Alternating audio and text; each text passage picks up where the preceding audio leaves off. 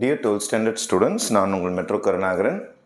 Chapter 1ல 1 mark கொஷினில் இந்த மாதிரி கிரியேட்டட் கொஷின்ஸ் கேட்குறாங்க. A inverse BA whole cube கேட்டிருக்காங்க. 4 ஆப்ஷன் கொடுத்துருக்காங்க. கிரியேட்டட் சம்ன்றதுனால ஜஸ்ட் ஒரு செகண்ட் இதை திங்க் பண்ணால் போதும். கியூப் அப்படின்னா 3 முறை எழுத வேண்டும். மேட்ரிக்ஸில் கியூப்லாம் உள்ளார இறக்க முடியாது. கியூப் என்றால் 3 முறை எழுத வேண்டும்.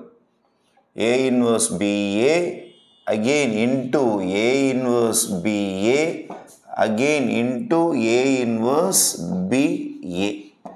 3 முறை மல்டிப்ளிகேஷன் எழுத வேண்டும். ஃபஸ்ட்டு, செகண்ட், தேர்ட் 3 முறை மல்டிப்ளிகேஷனில் கண்டினியூஸாக எழுதுனீங்கன்னா அதான் கியூப்னு அர்த்தம்.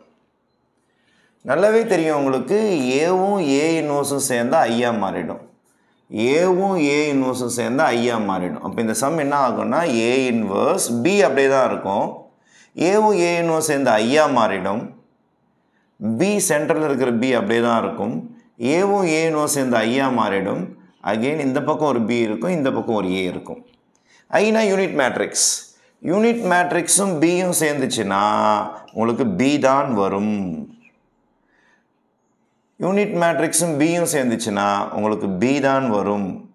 அப்புறம் கடைசியாக என்ன இருக்குன்னா பிஏ இருக்குது. இப்போ A inverse B into B into B உங்களுக்கு ஆட்டோமேட்டிக்காக பி கியூபாக மாறிடும். இன்ட்டு ஏ மேட்ரிக்ஸில் நம்ம எக்ஸைஸில் போட்டிருப்போம் ஏ ஸ்கொயர் அப்படின்னா ஏ இன்ட்டு ஏன்னு போடுவோம். அவருக்கு அவங்களுக்கு எக்ஸைஸில் அந்த 1.1 எக்ஸைஸில் இந்த மாடலில் போடுவோம். ஏ ஸ்கொயர்னா ஏ இன்ட்டு அதே கான்செப்ட் தான். பி இன்ட்டு பி இன்ட்டுனா பி கியூப். இதான் உங்களுக்கு இதுக்கு ஃபைனல் ஆன்சர். அப்போ இதுக்கு பெஸ்ட் ஆப்ஷன் என்ன இருக்குன்னு பாருங்கள். ஏ இன்வர்ஸ் பி கியூப் ஏன்னா உங்களுக்கு தேர்ட் ஆப்ஷன் தான் இதில் கரெக்டான ஆன்சராக இருக்க முடியும். Okay, thank you.